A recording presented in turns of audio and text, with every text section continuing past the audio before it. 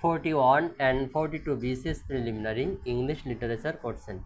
A Passage to India is written by E.M. Foster, who wrote Dr. Zhivago, Boris Pasternak. For God's sake, hold your tongue and let me laugh. Awkward in novel by Rabindranath Tagore. Why, then, it's none to you, for there is nothing either good or bad, but thinking makes it so. These lines are taken from the drama Hamlet, made weak the time and fate, but strong in will to strive.